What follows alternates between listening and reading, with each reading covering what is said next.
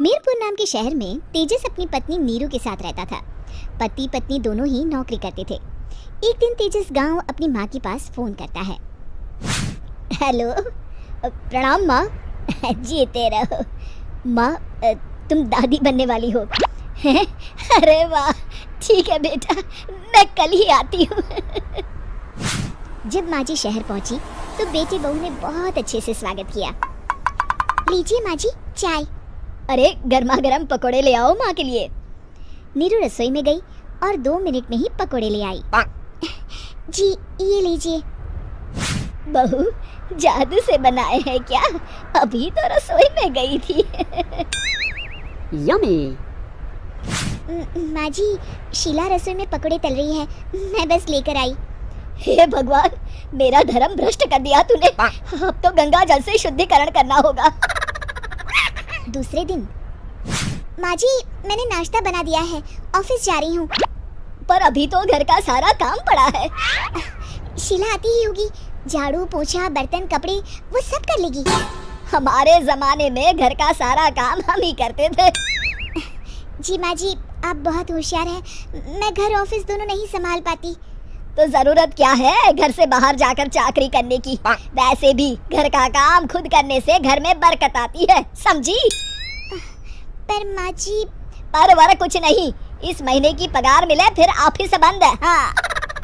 रात को नीरू तेजस से कहती है, सुनिए जी, माँ जी बोल रही थी कि मैं नौकरी छोड़ दूं। वैसे ठीक ही तो है, अभी तुम्हें आराम की जरूरत है। फिर भी आराम कहाँ, शीला को छुड़ाने के लिए बोल रही थी। तो अब 24 घंटे में इतना काम तो कर ही सकती हो। पर जॉब पसंद है मुझे, घर पर मन नहीं लगेगा। अगले दिन जब दोनों ऑफिस के लिए निकल रहे थे, मेरी तो कोई कीमत ही नहीं है इस घर में। माँ जी, आजकल महंगाई बहुत है, रहन सहन भी बदल गया है, दोनों नौकरी करते हैं तभी ठीक रहता है। अच्छा, तू कहना क्या चाहती है? मेरा बेटा तुझे बिठा के खिला नहीं सकता? तू ही इस घर का खर्च चला रही है, हैं? नहीं माँ जी, मेरा वो मतलब नहीं था।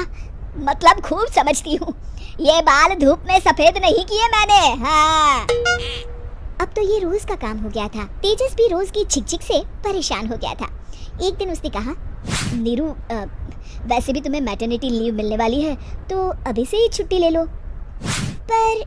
पर क्या, मेरी सैलरी अच्छी खासी है। आखिर नीरू ने रिजाइन कर दिया। जब बच्चा हुआ तो घर में सब बहुत खुश हुए। कुछ दिनों बाद तेजस फाइल देख रहा था। क्या हुआ तेजस, कुछ परेशान लग रहे हो? हाँ, वो हमारी जितनी सेविंग्स थी वो तो हॉस्पिटल में और छठी के फंक्शन में खत्म हो गई है नीरू। और अभी वैसे मंदी चल रही है तो मैं बोल रही थी कल मुन्ना को हेपेटाइटिस का टीका लगवाना है। नीरू, क्या पोस्टपोन नहीं कर सकते? नहीं जी, बिल्कुल नहीं। अब तेजस को समझ में आ रहा था कि उससे गलती हुई है। पैसों की कमी का असर घर के माहौल पर भी पड़ रहा था। अगले दिन, बेटा मेरा चश्मा और ये दवाइयाँ ले आना, पर्चा देते हुए माँ जी ने कहा। जी। तेजस, मुन्ना के लिए दूध का डिब्बा और डायपर भी ले आना, और ये किराने के सामान की लिस्ट है, इसे भी लाना है।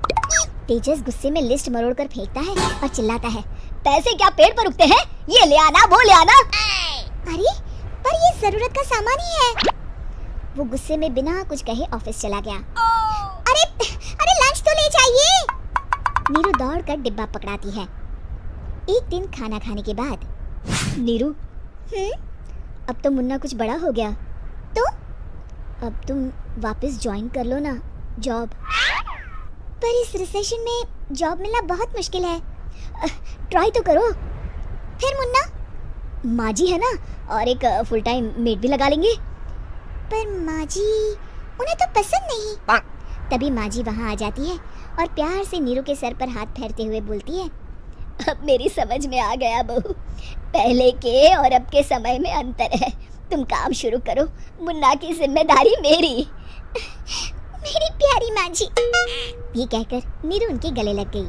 शिक्षा, परिवर्तन संसार का नियम है, हमें भी समय के साथ चलना चाहिए। उम्मीद है कि आपको हमारी ये कहानी पसंद आई होगी। कृपया हमारे चैनल को सब्सक्राइब करें और सभी अपडेट्स के लिए बेल आइकन जरूर क्लिक करें। और हाँ, वीडियो लाइक और शेयर करना मत भूलिएगा। Bye bye.